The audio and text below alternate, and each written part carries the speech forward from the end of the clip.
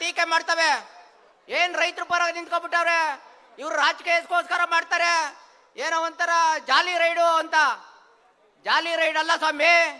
ನೀವು ವಿರೋಧ ಪಕ್ಷದಲ್ಲಿದ್ರು ಕೂಡ, ನೀವು ಮಾನವೀಯತೆ ಮನುಷ್ಯತ್ವ ಇರೋರು ಕೂಡ ರೈತರ ಪರವಾಗಿ ನಿಲ್ತಕ್ಕಂಥದ್ದು ಇವತ್ತೊಂದು ದಿನ ವಿರೋಧ ಪಕ್ಷರು ಕೂಡ ಕೆಲಸವನ್ನ ಮಾಡ್ತಾ ಇದ್ದಾರೆ.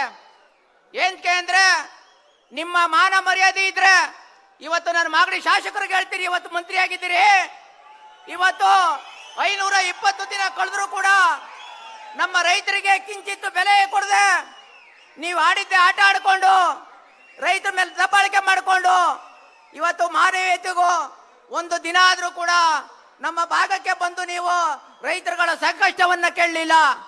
ಯಾಕೆ ನಿಮ್ಗೆ ಓಟ್ ಹಾಕ್ಲಿವ ನಾವು? ರೈತರು ಅಂದ್ರೆ ಗುಲಾಮ್ರ? ಇವತ್ತು ರೈತ ಅಂದ್ರೆ ದೇಶದ ಬೆನ್ನೆಲುಬು ಅಂತ ಹೇಳ್ತೀರಿ, ಸಂವಿಧಾನದ ಹೆಸರಲ್ಲಿ ಪ್ರಮಾಣ ವಚನ ಮಾಡ್ತೀರಿ, ರೈತರ ಹೆಸರಿನಲ್ಲಿ ಪ್ರಮಾಣವನ್ನ ಮಾಡ್ತೀರಿ. ಆದ್ರೆ ಇವತ್ತು ರೈತರನ್ನ ಬೆನ್ನು ಮೂಳೆ ಮುರಿತಕ್ಕಂಥ ಕೆಲಸವನ್ನ ಮಾಡ್ತಾ ಇದ್ದೀರಿ. ಮಾನ್ಯ ಮುಖ್ಯಮಂತ್ರಿಗಳೇ, ನೀವು ಒಂದ್ ಕಡೆ ಕನಕಪುರ ಭಾಗಕ್ಕೆ ಹೋಗ್ತೀರಾ, ರೈತರಿಗೆ ಚಿನ್ನದ ಬೆಲೆ ಬರ್ತದೆ ಜಮೀನು ಮಾಡಬೇಡ್ರಿ ಅಂತೀರಿ. ನಾವು ಬೈರಮಂಗಲ ಕಂಚಕರ್ನಳ್ಳಿ ಭಾಗದವರು ರೈತರಲ್ವಾ ನಾವು? ಅಲ್ಲಿ ಬರಡು ಭೂಮಿ ಅಂತ ಹೇಳ್ತೀರಿ. ಇವತ್ತು 9600 ಎಕರೆ ಫಲವತ್ತಾದ ಕೃಷಿ ಬೆಳೆಯಿಂದ ಕೂಡಿತಕ್ಕಂಥದ್ದು. ಇವತ್ತು 90% ನೀರಾವರಿಯಿಂದ ಕೂಡಿದ್ದು ಬಹುವಾರ್ಷಿಕ ಬೆಳೆಗಳನ್ನು ಬೆಳೀತಾ ಇದ್ದೀವಿ. ಇವತ್ತು ಮಾಧ್ಯಮದಲ್ಲೆಲ್ಲ ನೋಡಿದಿರಿ ಎಷ್ಟು ಫಲವತ್ತಾಗದೆ.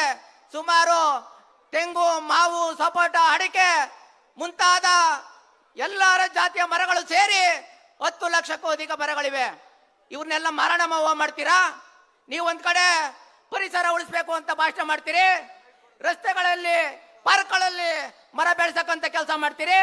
ಅದು ನಿಮ್ಮ ಬೂಟಾಟಿಕೆ ನಾಟಕ. ಅದು ಒಂದ್ ಕಡೆ ಗಿಡ ನೆಡೋದು, ಇನ್ನೊಂದ್ ಕಡೆ ಮರ ನಾಶ ಮಾಡೋದು. ಇದೇನಾ ನಿಮ್ ಪ್ರವೃತ್ತಿ? ಇದೇನಾ ನಿಮ್ ಲಕ್ಷಣ? ನೀವು ಪರಿಸರ ಉಳಿಸ್ಬೇಕೆ ಹೊರತು ಮಾರಣ ಮಾಡುವಂಥದ್ದಲ್ಲ.